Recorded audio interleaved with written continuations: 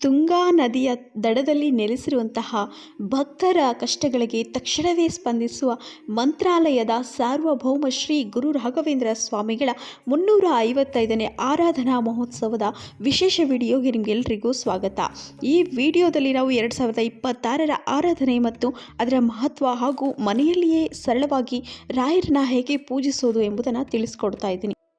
ಅದಕ್ಕೂ ಮುಂಚೆ ಯಾರೆಲ್ಲ ನನ್ನ ವಿಡಿಯೋನ ನೋಡ್ತಾ ಇದ್ದೀರಾ, ಯಾರು ಇನ್ನೂ ನನ್ನ ಚಾನೆಲ್ನ ಸಬ್ಸ್ಕ್ರೈಬ್ ಮಾಡ್ಕೊಂಡಿಲ್ಲ, ದಯವಿಟ್ಟು ಈಗಲೇ ಹೋಗಿ ಸಬ್ಸ್ಕ್ರೈಬ್ ಮಾಡಿಕೊಂಡು ವಿಡಿಯೋನ ಪೂರ್ತಿಯಾಗಿ ನೋಡಿ.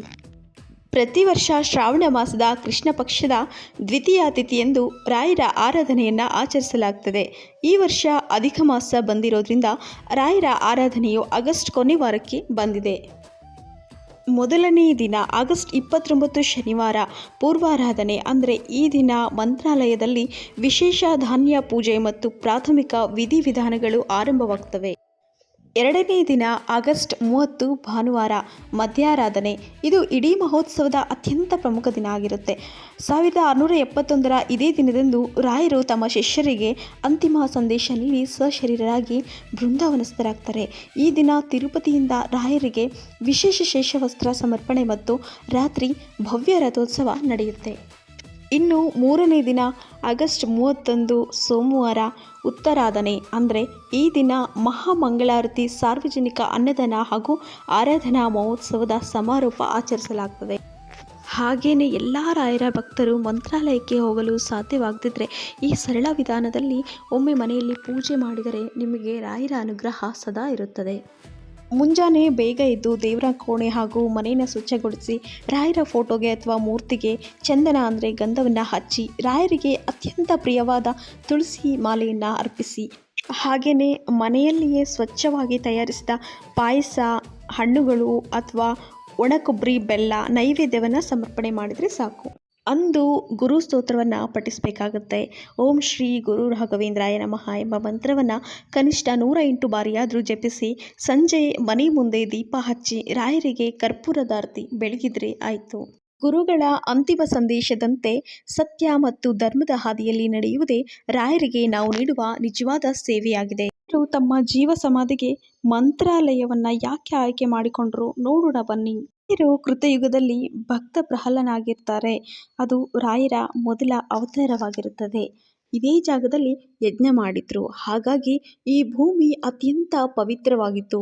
ಬೃಂದಾವನ ನಿರ್ಮಾಣಕ್ಕೆ ಬಳಸಿದ ಕಲ್ಲನ್ನು ತ್ರೇತಾಯುಗದಲ್ಲಿ ಶ್ರೀರಾಮ, ಸೀತೆ ಮತ್ತು ಲಕ್ಷ್ಮಣರು ತಮ್ಮ ವನವಾಸದ ಸಮಯದಲ್ಲಿ ಪಾದಸ್ಪರ್ಶ ಮಾಡಿ ಪವಿತ್ರಗೊಳಿಸಿದ್ರು.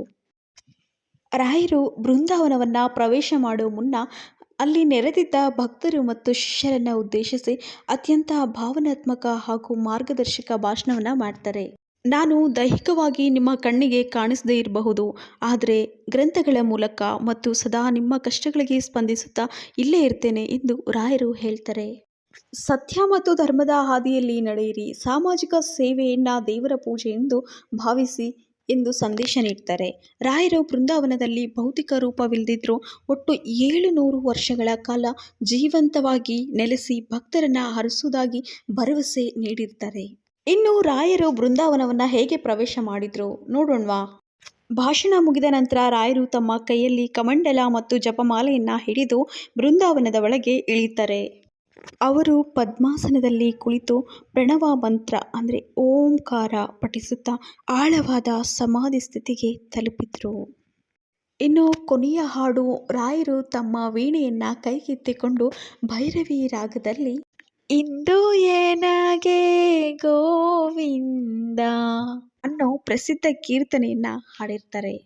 ಅವರು ಹಾಡುತ್ತಿರುವಾಗ ಶ್ರೀಕೃಷ್ಣನ ವಿಗ್ರಹವು ನರ್ತಿಸಿತು ಎಂದು ಹೇಳಲಾಗ್ತದೆ.